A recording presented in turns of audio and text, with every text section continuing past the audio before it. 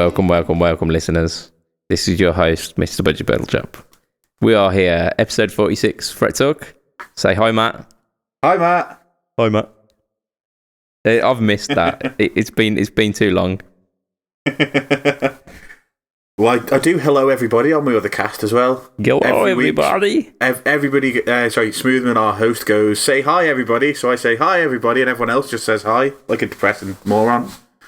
Yeah, you've got to inject a bit of personality into it, haven't you, Matt? Yeah. So what you been up to this week, dude?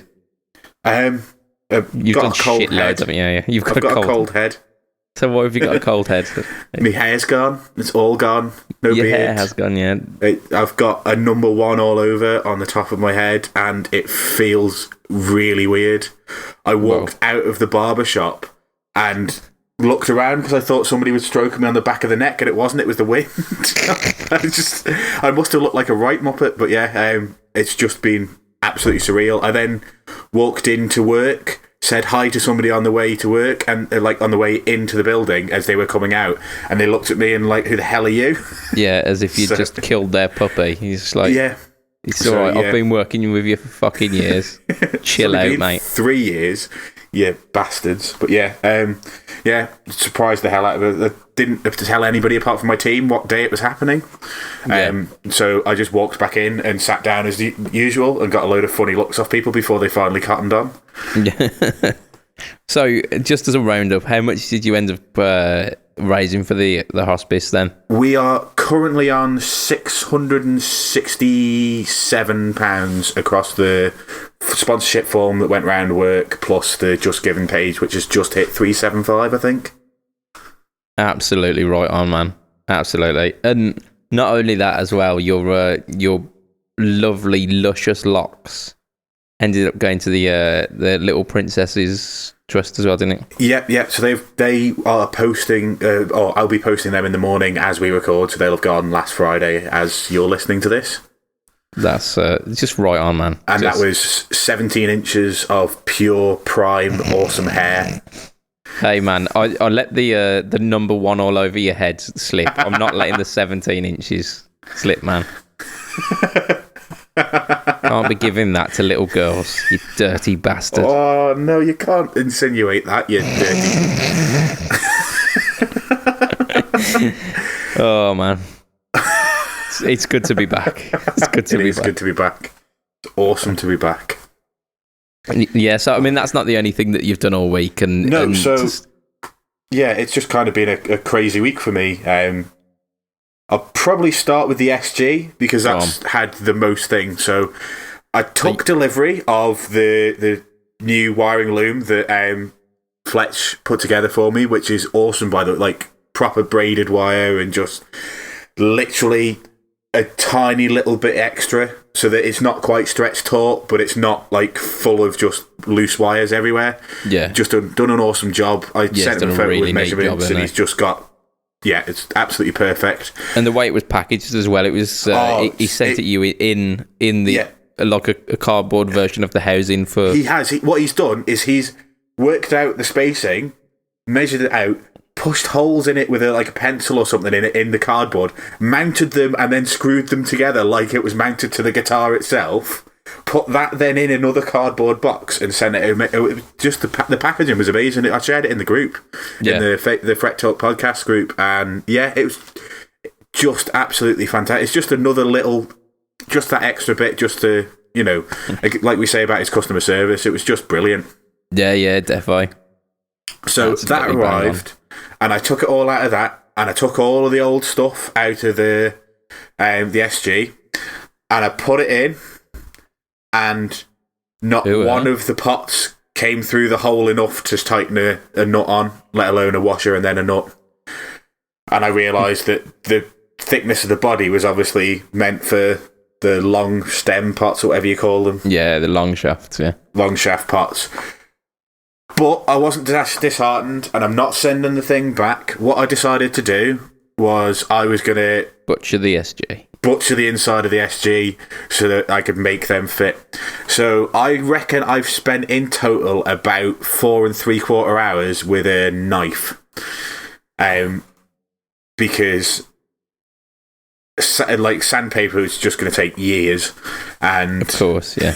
yeah, so I basically just got a scouring knife and a knife from a Leatherman, and the first knife was just to make slices through because it was one of those like really thin bladed ones, so it was just to sort of like cut down far enough and then cross hatch it, and then the other one I was using to go in and like Scrape the sideways. gubbins, Yeah, like I say, it took me about 4 hours because it's hard going, and the worst bit was trying to get through the bloody lacquer over the top because I don't know whether it's the way that the guitar is finished, but there was 2 pools of lacquer next to the tone where the tone pots were, so that was even thicker, and you had to like chip through. So I ended up using a small flathead screwdriver as a chisel, and then a bigger flathead screwdriver as a hammer to chip that away. Yeah, so I mean, to our listeners, if you wanna get some great kind of DIY advice about like guitar maintenance and guitar modding, go to the Guitar Geek. His stuff's brilliant. Don't ever listen to what Matt has to tell you, because that is literally like the polar opposite of what you need to do. What are you talking about? It was a genius idea. I took it from the Guitar Geek. Yeah, totally. It might have worked, but at what cost, Matt? At what cost? Well, 4 and a quarter, 3 quarters. Yeah, for a job that should have taken probably about 20 minutes with the correct tools. So I did that. I mounted everything in. It's all mounted. It's there. I then wired in the neck pickup. Yeah. I then came to put the bridge pickup in, and the wire between the bridge pickup and the cavity with all the pots and stuff in, because the neck pickup wire is already in there. The bridge pickup wire is just a little bit too fat to fit down the hole. So it's just one thing after another, isn't it? Yeah. So I now need to get a long, thin file that I can use to make that hole a little bit bigger. To make the hole, to widen the hole. Because I've tried cramming it in the hole, but no amount of like force is getting the job done. Have you tried lubricating the hole? No, I haven't tried lubricating the hole. Well, that's what I hear gentlemen do, Matt, and it can work. Should I ask it nicely rather than just trying to force it? That's the modern way. That is, it's the modern way. Yeah, but yeah, it was so close. I'm so close, and I'm determined that it will be done by midnight on Sunday night into Monday morning, because it has to be done. TT officially starts on Saturday because that's first practice, but that's only newcomers. So first proper practice for everybody is Monday night, so it has to be done by Monday because I said it was going to be done by TT. Yeah. So I mean, my fingers are crossed for it. I'm sure you'll get there, man. I'm sure you will. I will. Like I say, that's all it needs doing, and then the pickup needs screwing into the mount and then screwing into the guitar, and that's it. Yeah, I mean, that's second, and then hopefully my soldering is good enough, because that's the other bit. So next week we'll be talking about how there's a massive buzzing coming from the pickups because something's not grounded properly. Probably, but I managed to get the ground wire back to the tone pot that it was supposed to be on according to Fletcher's wiring diagram. Cool. So that's good. Yes, good stuff. Good stuff. So initially I was really confused when I unsoldered the bit that I unsoldered the other pickup and then took the thing out, and I was really confused as to why there was still one wire in the guitar, and I was like, ground wire. Yeah. Don't they usually ground on the Tune-o-matic stop bar? Yeah, so the way it goes into the stop bar, though, is it goes from the cavity up through the hole into the bridge pickup cavity. Yeah, and then through. And then back down to the bottom part of where the stop tail goes. Yeah, that makes sense. Yeah. So, I mean, again, this is not the only thing that you've done this week, is it? You have been a busy man. I've been a busy man. So if we look at my my list, so we've done 2. Yeah, there's an H&K barn I've got here. Yeah, so Jesus Christ, that Hughes and Kettner is loud. Like, properly loud. Hells yeah. Plugged it in, put it on 2, because, 2 is a good volume. One louder, isn't it, than one? Blew everybody's eardrums, including my own. Turned it down to 1, and then just thought 1 will be fine. Then we came to sound check, and 1 was still too loud. And I was like, tweaked it down ever so slightly, probably about 0.75, and that was just about okay. And I was like, look, we're going to have to mic the drums up because I'm not quite getting the tone that I want anymore. So we mic'd up the drums and everybody else turned up, and we settled on 1 in the end. I mean, one is still a very low number, but it's enough to get things cooking, isn't it? Then it was 113 decibels, I think we tested it at. Fucking hell! And that was 1. So I hate to think what 8 is. Yeah. It was. I was just absolutely blown away. But the tone I got out of it eventually, after tweaking the EQ for the best part of 20 minutes, because I'm a picky bastard, I got the sound that I wanted, and it went really well. I think for clean sounds, it's far better than the Vox. It does that proper Fendery, proper clinically clean stuff. It doesn't do the Vox kind of hairy clean. It does real clean sounds. Hairy clean. And, yeah. Like me when I take a bath, that is hairy clean. Yeah, it used to be me. Yeah, now you're just squeaky clean, aren't you? Yeah. Oh, man. You're aerodynamic, though. I mean, next you'll be swimming a swim marathon. Will they do them? Probably. Who knows? I mean, I don't know. It's too close to sport to care, that is, isn't it? Yeah, a little bit too much. Yeah, but that's, like I say, just the loudest 112 I've ever heard in my life. Yeah. It was just unreal. 112? 112. Fucking hell, man. Yeah, 1 V30. That's all that's in it. I think I need to get a V30. I've got 2 PVs. I wonder what one sounds like with a V30 in it. Sure, it'll sound even cleaner than it does with the... I take it they've got Celestians in at the moment, has it? There's some kind of PV... in-house stock speaker, yeah. Right, okay. I think they're supposed to be kind of Jensen flavoured, but... Right. Who knows? Yeah. I know that when I turn it on and turn it up, it sounds lovely. So, I'm happy with that. No, it's like... And like I say, this is just incredibly loud, incredibly clean, incredibly awesome. I'm not sure if it's going to take over from the Vox as my main guitar for gigs where I can't do 2 amp setups. Well, it's an amp, it's not a guitar. Did I say guitar? That you did. We've got recorded proof here.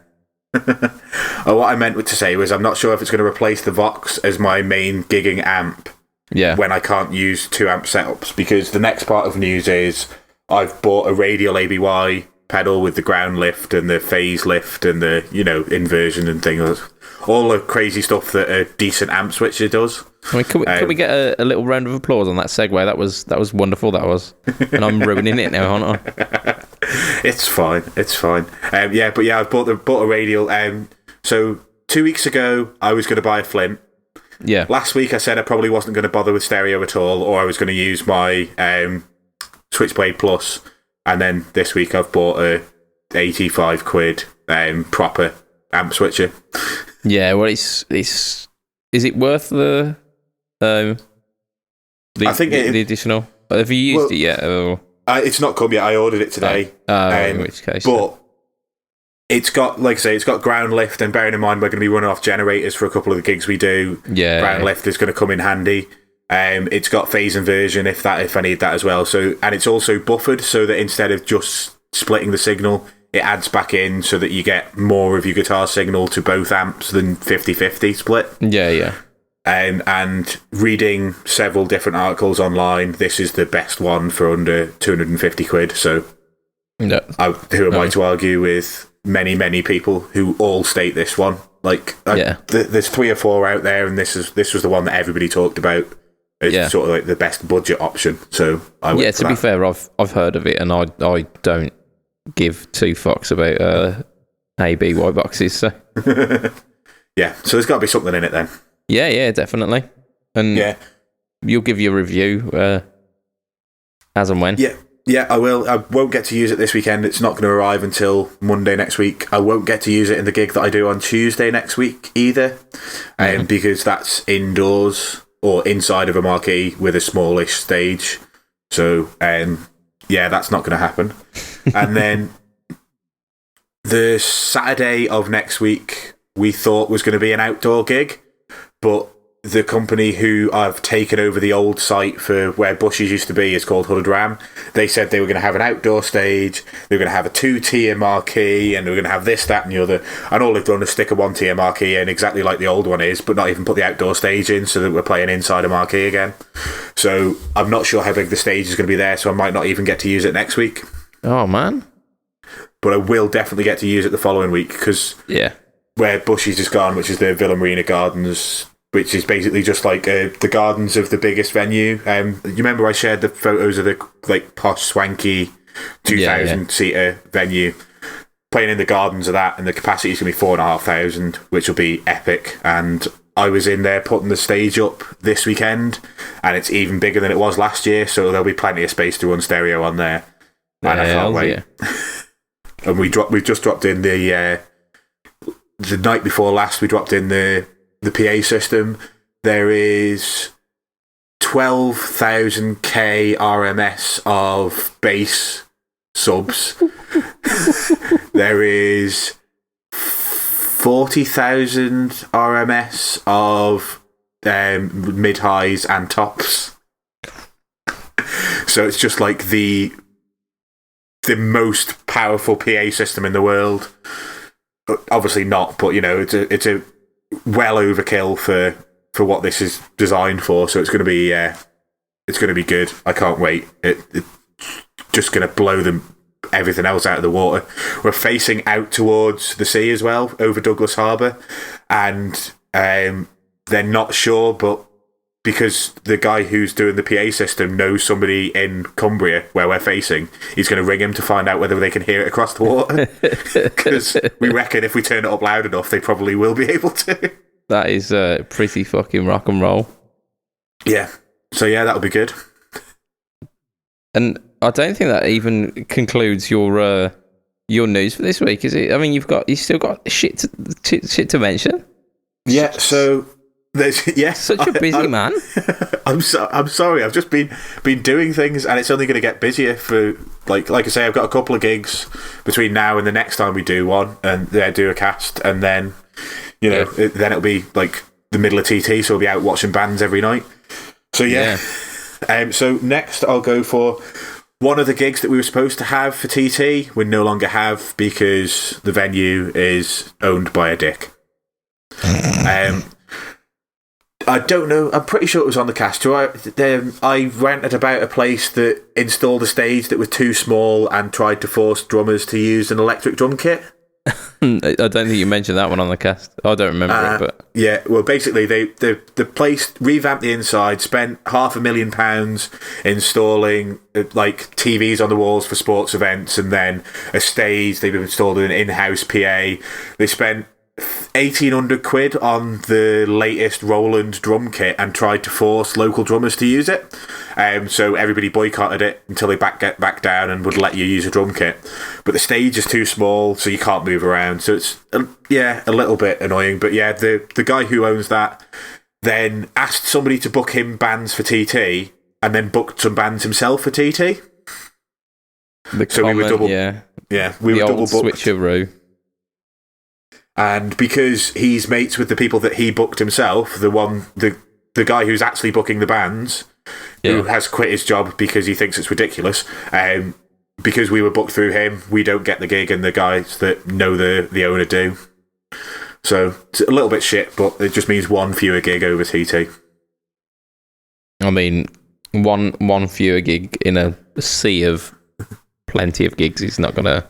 Yeah, and it was going to be maybe not. I don't want to say the worst, but it was going to be the smallest capacity. It was going to be one, like I say, where you're crammed on a stage that you don't really fit on. So it's not the worst thing in the world. Yeah, I mean, it never inspires you, does it? Or at least going in. Yeah. Yeah, I mean, like I say, the last time we played there, I got into it eventually, but it's difficult. But like I did mention, one of the best gigs I've ever had is on a stage that I had a microphone stand sticking in my face. But I mean, you go onto the stage thinking, well, this ain't shit. Yeah. So it's not a great start. I think we've got one final thing for you this week, haven't we? Yeah, the last bit is I've taken some gear into the local music shop that I've been trying to sell for a while. So the Squier Jazzmaster that I mentioned I was trying to sell and then said that I wasn't going to bother selling it because I couldn't sell it. I've taken it to the local music store to try and get rid of it. Because he's got not very many electric guitars in at the moment, so hopefully it'll catch the eye of somebody who's looking. And I also took my Marshall TSL 602 because it's now like third in the list of amps, so it's never ever going to get used. Yeah, that's but you said like the thing is that the shop get a commission on that. So, but I won't get a massive amount. I think the Jazzmaster, if I'm lucky, they'll sell that for 220, and they'll take 20% commission on that. So, I'll get like 170 quid or whatever. And then... Better than a kick in the nuts, though, isn't it? Yeah, and probably about the same for the TSL 602. It's a 212 60-watt Marshall, but they're 10 a penny over here because the local music shop used to be a Marshall dealer. Oh, fair play. Yeah, so again, I'll probably get a couple of hundred quid for that. So it'll probably work out to be about 350 to 400 quid, which is, about enough for a flint, yeah. You read my mind. No, I've got there was on our Fret Talk podcast group this week, one of our new listeners said something about the cast. They said that the cast would be an A+ effort if it weren't for one of the hosts sounding like I can't even remember what it was, but sounding like a dumbass when they laugh. And I assume it's me. So I'm pretty sure it's me. So to that guy, I can't even remember your name. Sorry, buddy. Yeah, sorry. Yeah, apologies. I'm guessing it's me because I laugh like a moron. I think everyone does, don't they? There's no cool way to laugh. No, I guess not. And I'd just like to say, before I move on to what I'm doing this week, my cat is being an absolute bellend. just podcat bellend. This week, I've bought a new interface because last week we had some issues, and the cat is now she's got her face in the box that the interface came in. And looks as if she's trying to eat the plastic. So, right. Please don't let the cat die, because although she might be an annoying podcat, I'm sure that would make everyone sad. Yeah, it would be an expensive podcat then as well. No, I've shooed her along. You'll probably hear it in the cast actually, because I'm using an incredibly sensitive microphone this week as well. So, but yeah, I've done some stuff this week as well. So let's see what I have done. You can hear the paper rustling. So over the weekend, I whipped out my my fabled Ibanez RG, the one that kind of about 6 months ago I said I'm going to turn it into a sensible guitar. So of course, you turned it into a blues machine. I have, yeah. I did do that. I took the DiMarzio Evos out of it. I say I did. Fletch took the DiMarzio Evos out of it and replaced it with some gold covered P90 humbucker housed P90s. Is he paying us for this sponsorship yet? I got a free T-shirt from him this week, so yes. Right, okay, that's fine as long as he started to pay up. Yeah, we'll send the heavies round. So yeah, I'll talk about the shirts actually later because it's not the only shirt I got on the exact same day. But yeah, the P90. So I was playing that this weekend and it sounded amazing. However, the guitar weren't quite as well set up as I remember it being. Because the reason why I bought that guitar in the first place is because it was set up better than anything I had ever played up to that point. It was just like paper thin action. So it was wicked. And something had obviously moved in over time. So I had to get the Allen keys out and the screwdriver set and set it up myself. Which I did eventually do, and it's now playing beautifully. But I put a little story up on my Instagram account, asking how many people would be willing to set up their own instruments and how many people aren't afraid to tinker. And it was a bang on 50-50 split. That doesn't surprise me. If you'd asked me 12 months ago, I'd have said, I'm never ever touching a guitar. I'll get somebody else to do it. Yeah.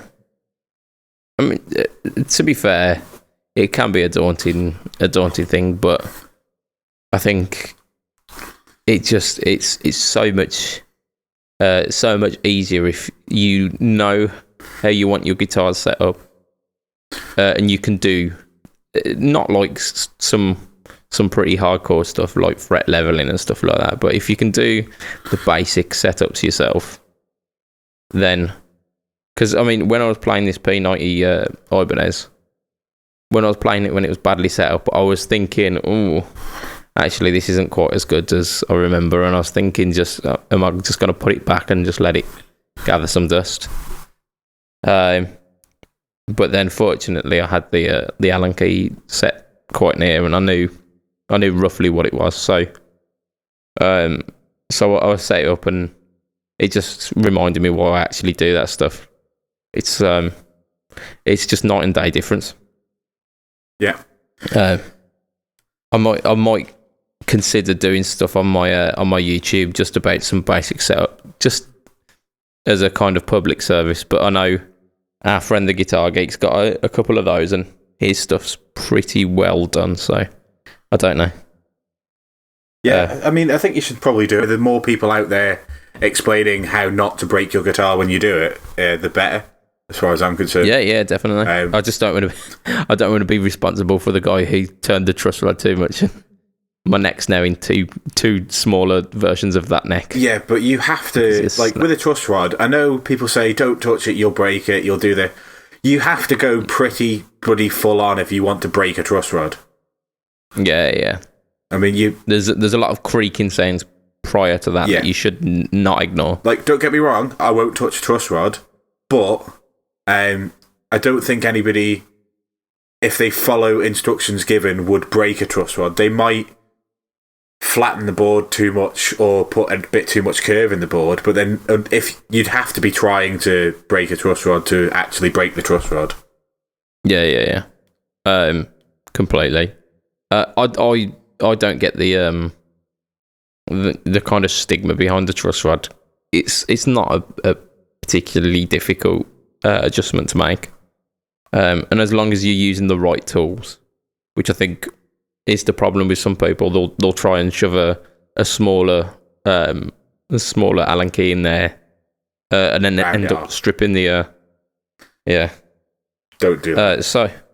Yeah, that's a definite no. Don't strip all the bloody the whole of the where you put your Allen key, because then you just have an unadjustable truss rod. Yep. Yeah, you've got a truss rod that doesn't do its primary function. Yeah. I mean, but basically, if I'm setting up a guitar, as long as a guitar doesn't have a trem system, I will set it up myself.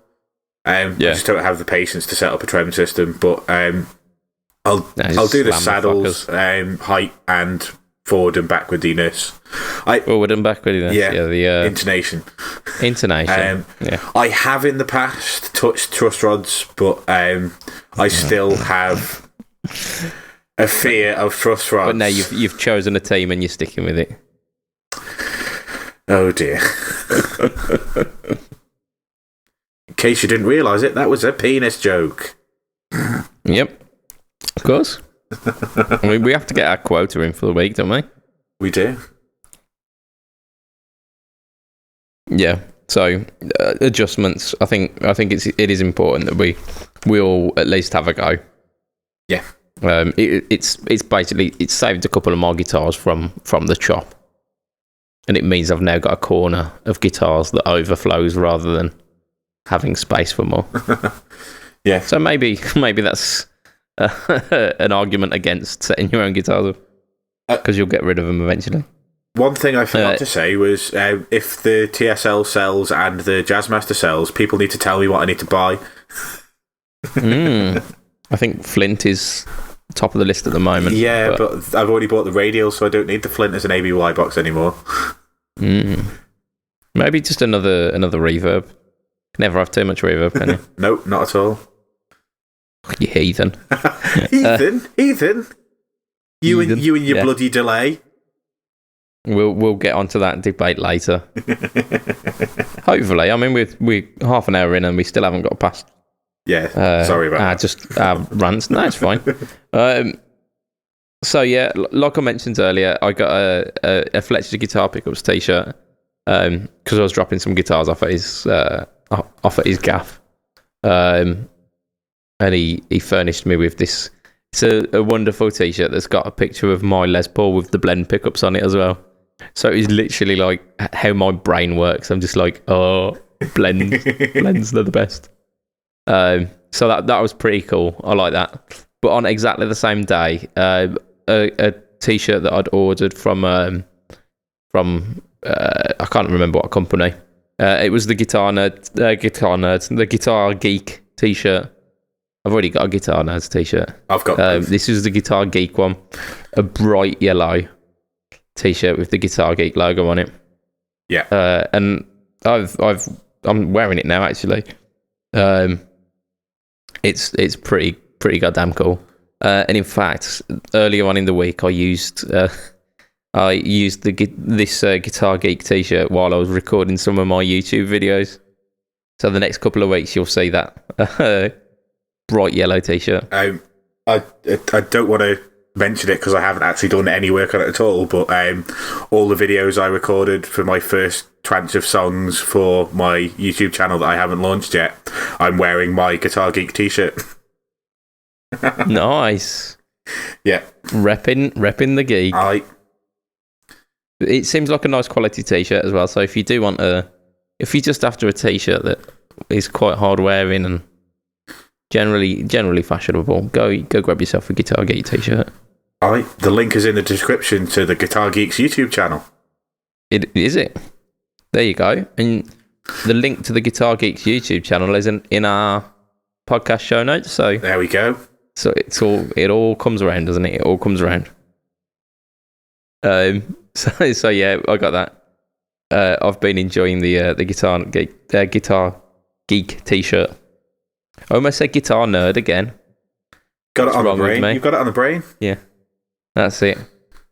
Our bitter rivals. Yeah, we're there fighting them for the top spot. Hey, we are the world's #1 Fret Talk podcast. Guitar Fret Talk podcast. So, no one can take that one away from us. Bite us, people. Oh, man. So, yeah, I mean, I've got t-shirts. So, essentially, I'm not going to be naked from the waist upwards, which is lovely. Excellent. Yeah, it's always a bonus. But this week as well, I bought a few sets of guitar strings, and it really sparked off some chat on my Facebook, the Budget Pedal Chat Facebook account this week. Quite a few people throwing in their 2 cents about which strings are the best. So I think the ones that I got some Roto yellows. which largely people are saying terrible, shitty, crap. Do not use. Yeah. Like, thanks for telling me now. Now that I've got two. I have told you on this podcast before that they are the worst strings I've ever used in my entire life. Although that was the pink set, not the yellow set. Yeah. I used pinks in the past, and I snapped the high E before it got up to tune. I managed to get mine to tune, but by an hour's worth of playing, they were black and dead. But haven't you got like Xenomorph Sweat? I do have Xenomorph Sweat. Yeah, I basically, if I want strings to last longer than a gig, I have to use coated strings. Yeah, I'm not quite that bad, so it might work for me. But there's been a lot of talk of Mikey Demus floating about over the past couple of weeks of Skindred fame. Yep. And he's got his own signature roto set, so I thought that guy might know a bit, so I'll give him the benefit of the doubt. I'll throw some money at roto and see what's occurring. The hell was that? So, What's occurring? Sorry. Yes. So we'll see what the rotos are all about. I don't know what I'm going to put them on yet, but I also bought some Ernie Ball Paradigms in the right gauge this time. In the right gauge? You never mentioned last time that you bought them in the wrong gauge. No, it was intentional because all they had was they had 9 to 42, or they had 9 to 46. Is it 46? Or is it 50 something? I don't know. 42 is standard. 56 is bottom heavy. Or yeah, medium heavy, something I can't. Yeah. So it was basically slinky top, heavy bottom. Yeah, so I think that's 46. 9 to 46. Yeah, so I bought a set of them, and they work well on the guitar that they're on. But as a fair test, I needed a set of standard 10s. Yeah. So I bought a set of standard 10s when they were in stock. And I bought some Dunlop strings as well, because I've never used them in the past. I didn't even know they did strings. No, I thought they just made a wah pedal. It's got a giant D on the front side. Oh, you love a giant D, don't you? I do, yeah. Gotta love a giant D. Yeah. I was about to say, I thought they made tyres as well, but people probably don't know that they're a tyre manufacturer for motorbikes. Yeah, they do make tyres, don't they? Dunlop. Yeah. I wonder which one they did first, the wah or the tyre. No idea. Don't know. I never pondered that question before. I'll do a bit of Googling after this and see what's what. But yeah, so I've bought some new strings in an attempt to see if I've got it good with the D'Addario that I usually use, or if the pastures are greener elsewhere. Who knows? I think there were some honourable mentions of the Ernie Ball Cobalts on my Facebook account this week, and the OptiWebs came up again. Yeah, I mean, I'm a NanoWeb person, but I like brighter strings. Everybody else seems to be an OptiWeb person, which is just personal preference between the two. I think from what I've been told, they last about the same amount of time. I prefer the brightness of the NanoWebs, but most people seem to prefer the OptiWebs. They react a bit more like an uncoated string, from what I gather. They're not quite the extra kind of shininess that you get from the coated, the NanoWebs. Because I've got some OptiWebs on my number one go-to, my TE212. Yeah. And when I first got them on, they were bright. They were much brighter than regular strings. And it took about a month or so for them to settle down. Right. But I mean, I've had them on for like a good, probably about 4 or 5 months now, and they still look like strings rather than black wires of doom. Yeah. Well, I mean, if they're anything like my the ones I use, the NanoWebs, they generally tend to last me 4 months of heavy gigging, and like I say, I've got quite corrosive sweat, so they'd probably last a normal person 6 months easy. Yeah.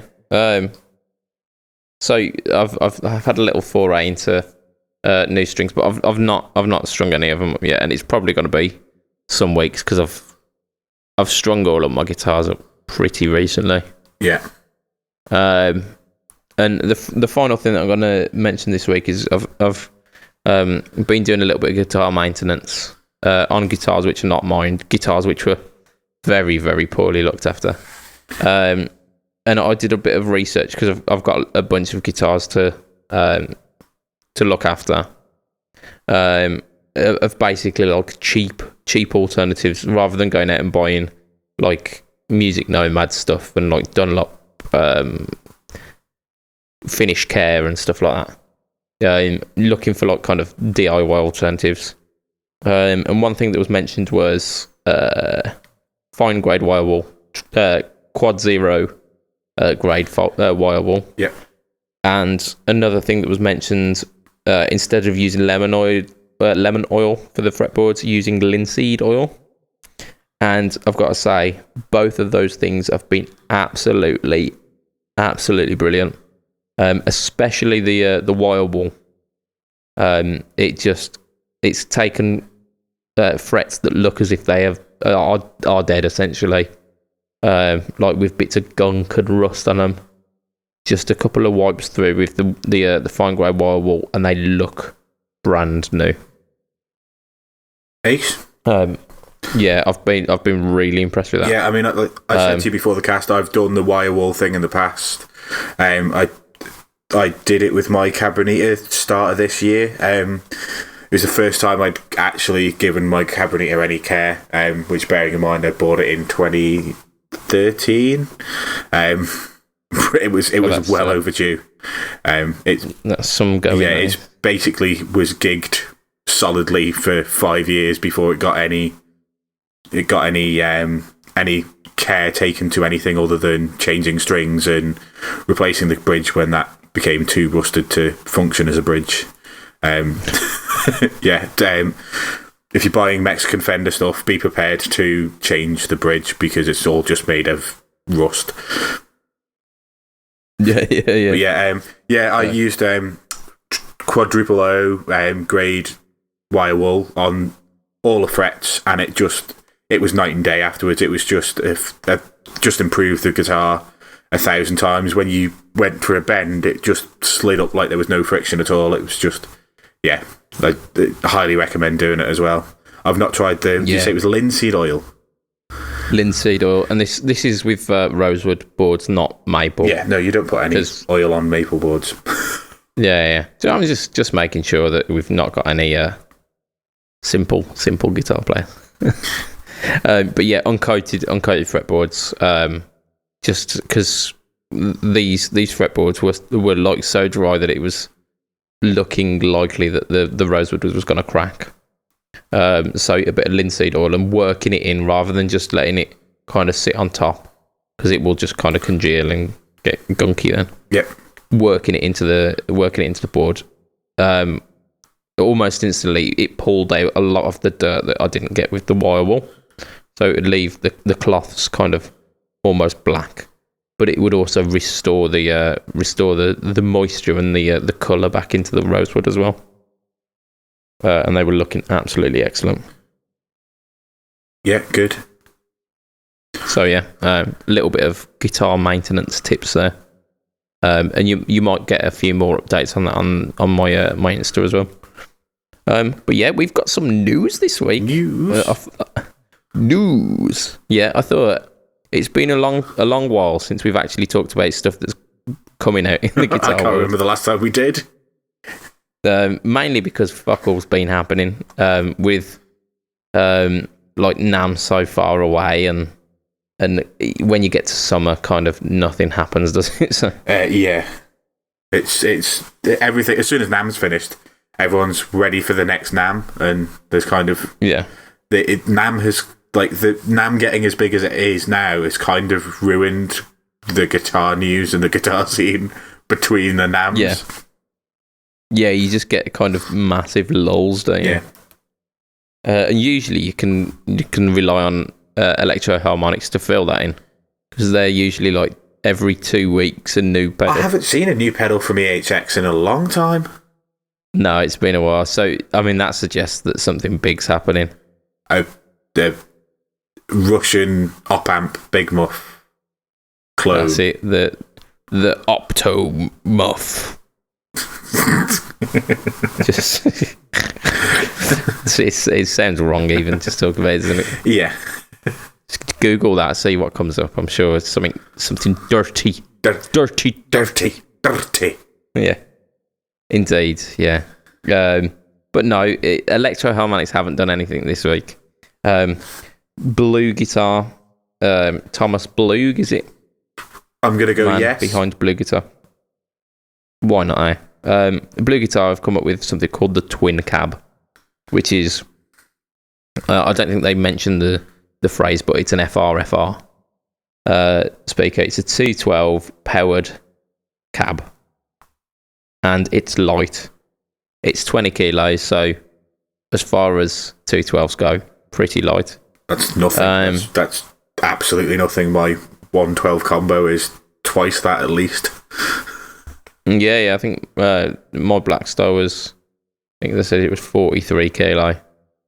So yeah, that again was a 112.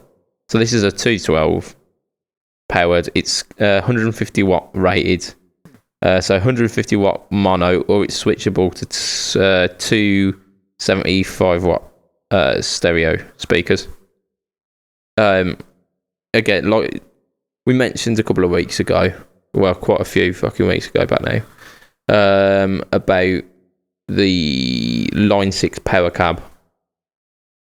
And this is kind of another a solution to that if you didn't want to go down the Line 6 route. I would say probably the Blue Guitar one is going to pip the quality of the Line 6 one. But the Line 6 has got so many features, whereas this is basically you get a mono or like two stereos. Yeah. And it's roughly about the same price. It's $699. So yeah, and I get what you're saying, that it doesn't have some of the features that the Line 6 one had that made it stand out from the crowd, but I think having the option to go stereo will appeal to a lot of people. Like Muppets like me. Doesn't the Line 6 one have that as well? Does it? I thought that was 112. Potentially. I can't remember. It's weeks since we talked about that. Yeah, I didn't care a great deal back then about it, and I don't think much has changed. It's not. I'm not the market for it though. I'm not running a Helix or a Kemper or anything. No. Any modelling. So I literally am not the market for it. So I am also not the market for it. Yeah, so I mean it's pretty lost on us, but it's interesting that we see more and more of these powered kind of speaker cabs as a solution. Yeah, it's a bit. And we were mentioning before the cast as well, weren't we? We were saying how, like 5 years ago, if you wanted something like that, you'd be looking towards kind of PA manufacturers and stuff like that. Yeah, I mean, not even 5 years ago. I mean, before the Helix, not the Helix, what do they call their one? Line 6, whatever that one was. What's the guitar manufacturer that makes an FRFR? Or an amp manufacturer? Yeah. I can't think of any. Yeah. It would have been, like I say, it would have been like Pro Audio stuff, wouldn't it? Yeah. Whereas these are kind of, they're tailoring it to guitarists' needs. Yeah, so like you said, they're no longer like floor wedges, they're a proper guitar cab, which will appeal to a lot more people because that's what you're used to having if you're a guitarist, unless you came into the game and got a Kemper as your starting amp. Yeah, straight up, yeah. That would be a pretty sweet rig, wouldn't it? Just coming straight into a Kemper. I've just bought a custom shop Les Paul and a Kemper. How do I play an A chord? That's it, yeah. Now I've got the equipment. Now it's time to get some lessons. Like, man. There are rich kids out there who will have done that, but I don't think it's everyone. Yeah. But yeah, like these powered cabs are becoming more frequent. And I think for me, the Line 6 one with the impulse responses as well are still, it's more interesting to me than this. Yeah, it's got a few extra features, hasn't it, that kind of makes it stand out. And, you know, I'm not sure if all those features work with anything but a Helix, but I mean, if they work with other things, then I would say, yeah. I mean, because they do that speaker emulation stuff and a few other bits and bobs, don't they? So yeah, it's built in, yeah. So you can turn the speaker M off on your units, your Kemper or your Helix. Yeah. But yeah, I think that's enough of that for this week, because we don't really care about FR speakers, do we? No, I don't. Yeah, I didn't particularly know what one is, and I certainly couldn't tell you what FR stands for. Fast racing, flat raisins. Okay. Fast racing, flat raisins. So, I thought some of it was flat response, but yeah, it's full range flat response. Full range flat response. That's the one. Is that it? That's the one. See, we got there. We got there. We know stuff. Yeah, things. We definitely didn't use Google. Dem tings. But speaking of stuff that we don't greatly care about, Tak Matsumoto, sorry, a very well-known Japanese artist who I don't even know how to pronounce his name. So apparently he's a guy who is in a band called BZ. Yeah. He's in a band. They're huge in Japan, but then again, so am I. Hey. But I don't teach. Where's moving a soundboard? Yeah, it was worth being typecast for just that moment there, wasn't it? It was. Pun of the week. So yeah, Tak Matsumoto, guy who's pretty well respected in Japan. Canary yellow Les Paul standard. Yeah, Google it, people. Pardon? Google it, people, is what I said. So Tak Matsumoto is spelled exactly how it sounds like it's spelled. TAK and then Matsumoto. Yeah. So imagine. So this is a bright yellow Les Paul standard. Imagine like kind of Boss Super Overdrive. Yeah. Yellow. Yeah. But that's only on the front face of the Les Paul. The back and the sides are black. Yeah. There's a little signature of Tak Matsumoto, kind of where the neck joins the body. Yeah. On the upper bout and not the kind of cutout. It's got abalone inlays. Zebra pickups. Indeed, made with real zebra. Yeah. Because he's lavish. He doesn't care for those zebras. Get that real zebra. Let's just say allegedly, in case his lawyers want to get involved. He knows I'm joking. Me and Tak, we're tight homies. Tight homies. Jesus. Oh dear. Yeah. So, generally speaking, from what I know, the specs are pretty standardish. 12-inch radius, rosewood fretboard. But yeah, it's apparently it's a reissue of a 1999 run of this guitar. But yeah, it's bright yellow fucking Les Paul. Yeah. It's not for me. I don't like yellow. I think when it's on a t-shirt that says Guitar Geek, I'm fine with it. When it's on a $6,000, it's $6,000 worth of Les Paul. That's also. Didn't you say it's a Les Paul standard with a different paint job standard, and his signature on it? Where the fuck has that price come from? Gibson. They It's a piece that What? certain people will want. But wasn't the Vivian Campbell quite close to that price wise as well? I can't remember last week, mate, let alone whenever that Vivian Campbell guitar was.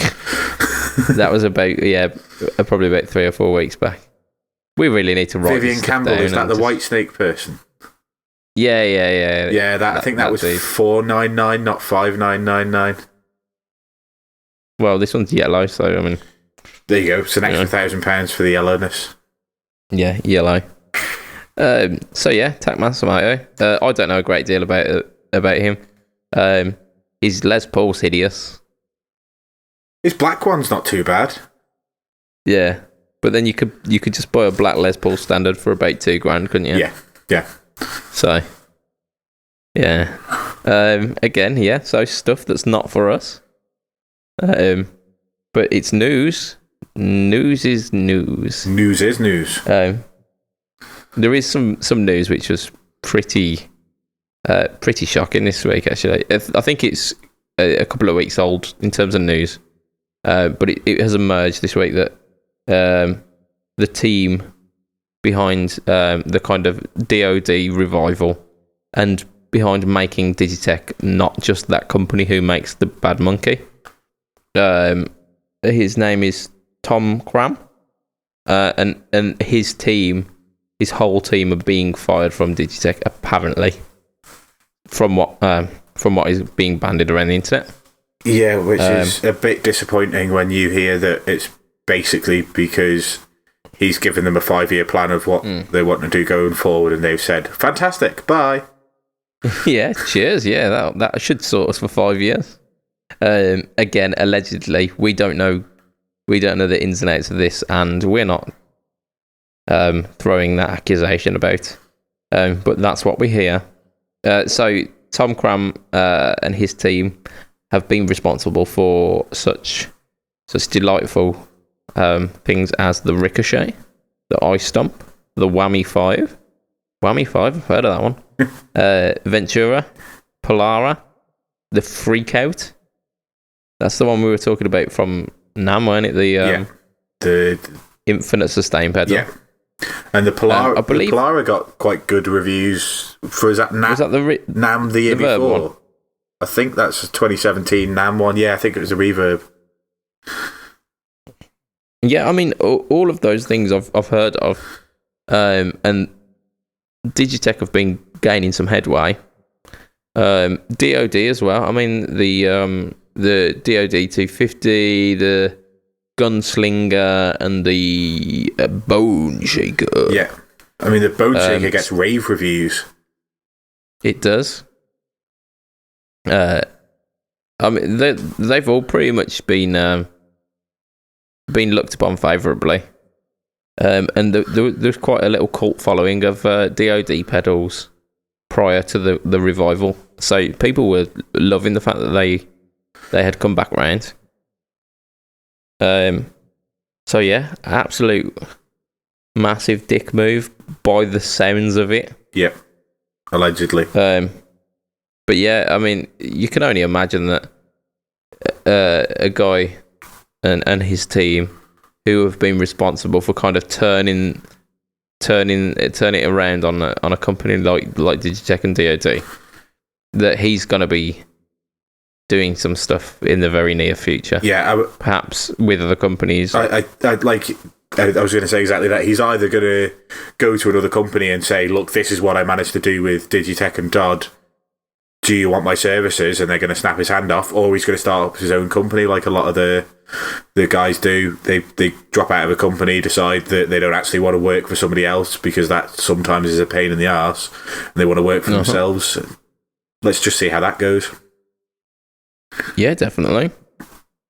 So I mean, it's something to look out for, isn't it? Yeah, yeah, definitely. I'll be looking out.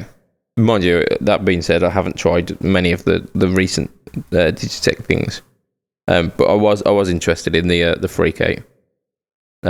So potentially, we've got a couple of questions to kind of round us off for this. Well, I say questions. One's more of a statement than anything else, but hey, we're not being nitpicky.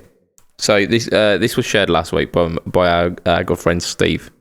Steve, the man of many expensive and elaborate guitars.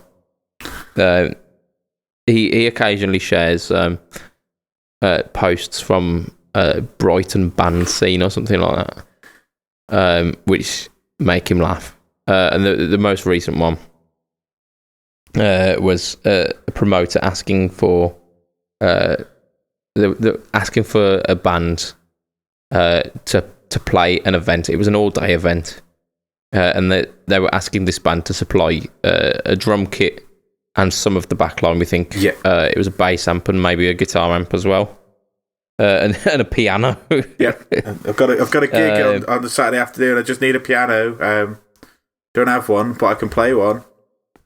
Yeah, and I think they were offering a slot of something like it was like 5:30 or 7:30 or something like that. Yeah, not a particularly it was an afternoon slot so that you could, and it was like 40 minutes.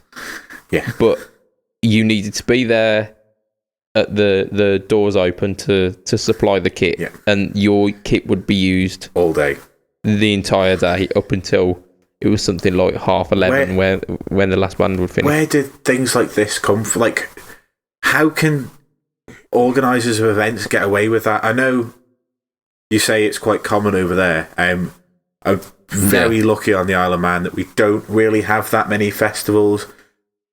The ones that we do, most people bring their own backline anyway, so it's up to drummers. Most of the drummers over here all know each other. They do a charity event once a year called the Big Beat, where they drum for like 3.5 days straight, with at least 3 of them drumming at any one time. So there's like 10 or 12 of them involved in that. So they all know each other pretty well. And if it's a local festival with local musicians, they'll all go, right, well, somebody will supply it for this event, somebody will supply it for that event. So they kind of know that they're covered. And then most bands over here, even if you provide a backline, will ignore it and bring their own anyway. So we don't have that kind of issue over here. But you say it's quite common in the UK. I mean, it's not.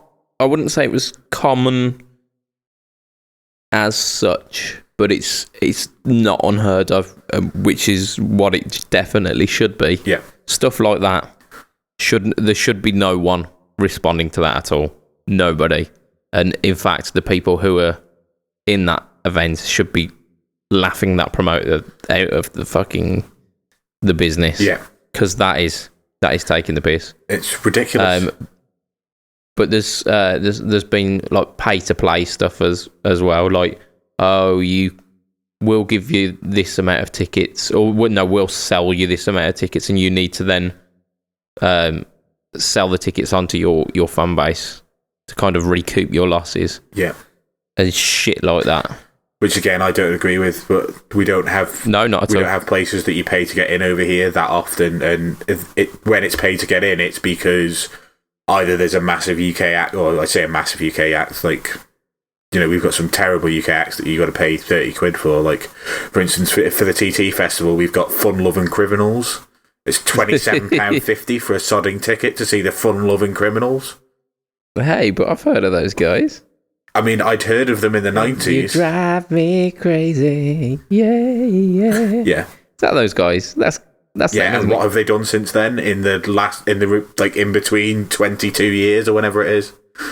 I imagine riding those royalty coattails of that tune. Yeah. I'd be riding that one to the bank. Yeah. Definitely. Yeah, but they're coming over, and like I say, that's £27.50 to come in and watch them play that and the rest of their catalogue, I assume. Hey, just get them to play that one, maybe like 2 or 3 times. Yeah. Maybe a bit of a Q&A. How did you write that song? How do you feel about writing that song? And that night, to get into that event, is £27.50. There's 2 support acts, which are 2 local bands that are, you know, all right. The local bands will get the standard fare for like the gig, and I'm sure the Fun Loving Criminals will get a few grand as opposed to like the 200 quid that the local acts will get. They should be getting. Yeah. And then we're playing that same venue, and it's free to get in because that's just how it works over here. Yeah. I mean, it sounds ideal. It's been a while since I've been on the regular gigging scene with bands, so I can't honestly say how it is more recently than like 5 years ago. But that's the way it was going. It was going pay to play, and it was going these like weird. You must bring this amount of following with you. It was like really kind of, really elitist and exclusive, which it wasn't cool. And I guess that I'm kind of lucky over here in that the local scene couldn't do that, because there are a lot of talented musicians over here, but they wouldn't put up, like the talented musicians wouldn't put up with that rubbish. And whilst there are kids that would go and try and work the pay to play stuff, they might get their mates from school to turn up and pay for the tickets, but they'd be school age, so they wouldn't be paying more than about £6 a ticket, and it would kill this. It would kill the scene dead for that particular event. Whereas the pubs that we go in and play, if we play them on a Saturday night, we can guarantee, you're going to get a packed bar from 11 o'clock onwards. When the problem over here is everybody's on a pub crawl. There's no such thing as going to watch a band. You go and get absolutely smashed in 7 or 8 other pubs and then go and dance in front of the band at the end of the night. That's just the way it is everywhere over here, because we're just a bunch of alcoholics. That sounds like a wholesome night for the whole family. That does. Yeah. But yeah, like I say, I'm lucky in the fact that there is none of that pay-to-play rubbish. A couple of places tried it and got short shrift very quickly and went back to just paying bands to come in, because at the end of the day, if you've got a live band on a Saturday night, you're going to increase the amount of people coming in, because they're going to want to come in and listen to the live music. I don't understand. You're making money by the band being there. Why are you charging the band? Yeah. It's just it's another one, isn't it? But I think when you've got a kind of a diluted scene with so many pubs and clubs and bars within a vicinity, the draw of a band isn't quite as big. Yeah. So I don't know. It's partly down to the scene, and then partly down to some promoters being greedy fucks. Yeah. But yeah, I thought that was quite a that was definitely overstepping a boundary from that promoter. Yeah, just a tad. So we've got time for one more, I reckon. We've already gone past the hour mark, but I reckon one more. And like I did mention, I promised that there'd be a delay versus reverb shootout this week. So there's a question asking, are there any suggestions for a delay or reverb under £200 that is versatile but not complex? So I'll let you. Not asking for much. I'm going to let you go first, because as I was reading the question, I knew exactly what you were going to say. Well, you knew that I would say the TC flashback, wouldn't you? Or even the flashback 2, because that still comes in at under 200. Yeah. I think if you're talking about versatile but also simple to use, there's no other option which trumps the flashback or the half. Yeah. But mainly the flashback. I mean, because delay is better. I really struggled to think, because I didn't want to say the Hoff, even though I've got a Hoff, and I bought it because I wanted something that was versatile and under £200 and simple to use. So you literally, you were asking this question. Yeah, I was asking this question 2.5 years ago when I bought my Hoff. But I'll just mention the other pedal that I considered at the time, which is the Electro Harmonix Cathedral Reverb. Which again has got, I think, 10 different modes, so very similar to the Hoff, but the footprint is 10 times the size. Absolutely fucking huge. Yeah. Yeah, it's called the Cathedral because it is the shape and size of a cathedral. It's not quite the shape and size of a cathedral. It's like probably 3 or 4 of the TC pedals side by side, which is a little bit over the top, but it's ridiculous considering the Hoff is the size of one TC pedal. Yeah, I get it, but it sounds really good. The only reason I bought the Hoff was because it was a smaller footprint. Yeah. But space is a commodity that you need to be very careful with on a pedal board, isn't it? I mean, I forgot to mention the person who asked this question did specify that it was to go into the effects loop of an amp. So it could be. So it could be a massive one. Yeah, it could be something that was just going to use on its own. So, I'll throw out the Carbon Copy Deluxe or whatever it was called. Yeah, the one with the tap tempo on it. Yeah, so that's. I mean, that takes the feature set a little bit further. I think you can do an external tap tempo on the TC stuff. I have no idea. Perhaps you can't. No idea. I don't know. Maybe you can. Isn't the TC stuff if you hold down the on the version 1s, if you hold down the pedal for 5 seconds, it turns into a tap tempo? Yeah, but I mean, everyone says that that's a bag of shit. So it's the reason why the Mash technology is involved. So they don't have to have that feature anymore. Well, I mean, that's one thing I would say is I would never buy a delay pedal that I couldn't tap tempo. Because I ain't fiddling about with like tweaking it for the right speed for when your drummer accidentally does 107 beats a minute instead of 102. I ain't faffing around with a bloody knob on the fly. You don't need to have your delay in time with the song. It depends on what you want to do with your delay. Yeah, I mean, the other thing that that I should mention, because I use it for delay and I have used the reverb sounds in it in the past, Line 6 M5. Yeah, that's a wicked shout. I mean, that's again, it's like the TC stuff in the fact that it's a Swiss Army knife, but it's the Swiss Army knife for every modulation, reverb, and delay. Yeah, I wouldn't use. It has got drives in it as well, but just don't use them. Nope. Yeah, and it's a tuner as well, because it's a tuner on my board is my Line 6 M5. But yeah, if you're looking for something that has got 100 different delay sounds, 100 different reverb sounds, that's where you need to look. Yeah, and it also has got this weird kind of filter and synth kind of section. Yeah, where if you wander into that, you're gonna lose an afternoon because it's just fun. You do, and if just don't have an octave down pedal before it, because what you'll do is you'll work out that you can send octave downs into octave downs in octave synths and just make weird and wonderful odd noises, and yeah, that's another afternoon lost as well. Yeah, it's essentially like whale noise then, isn't it? Yeah, just kind of odd, kind of like glitchy awesomeness. Yeah, so I think we've veered a little bit off here. It's no longer about delays and reverbs.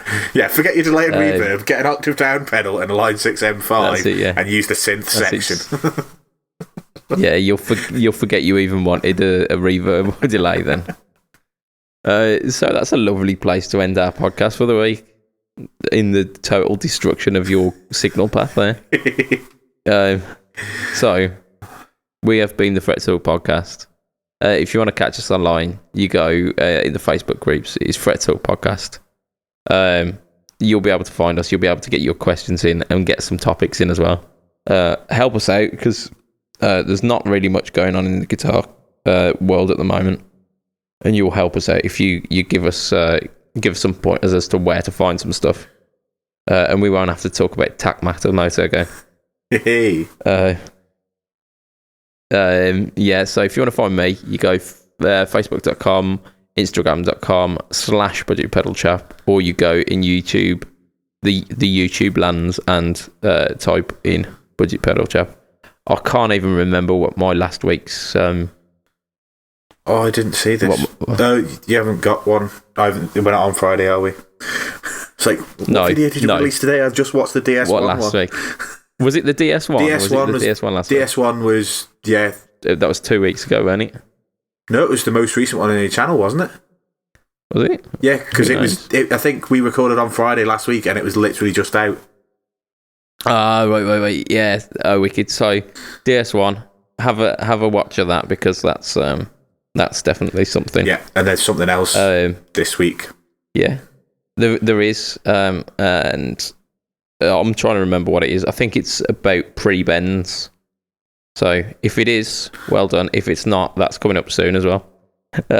Spoiler alert. And I've got there's another couple of pedal demos coming up as well. But I'll not ruin which ones those ones are because they are definitely a couple of weeks' time. Cool.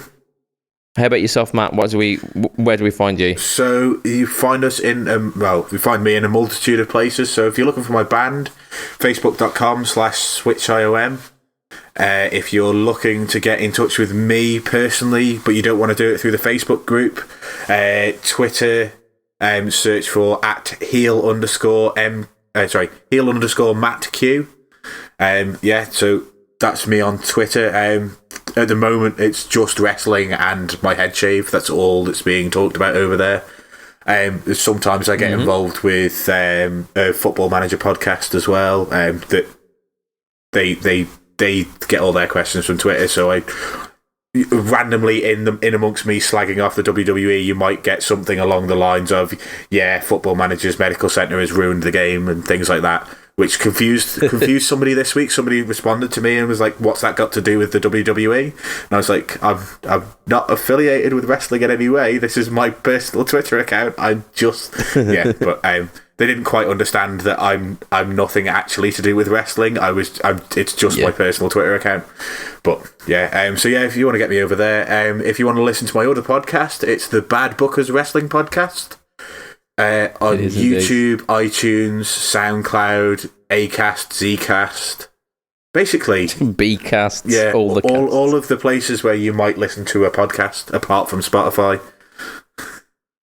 Indeed, Spotify, you bastard. Yeah, don't think there's anything else because I haven't launched my YouTube channel yet. I haven't done any work on the YouTube channel at all.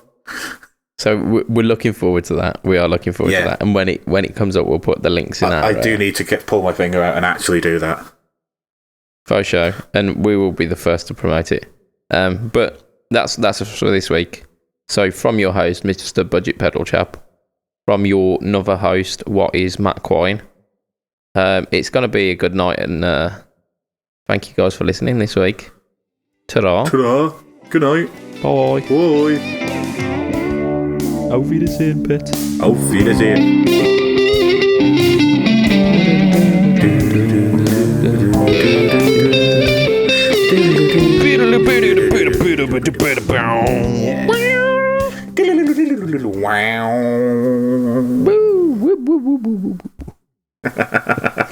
We're knobheads.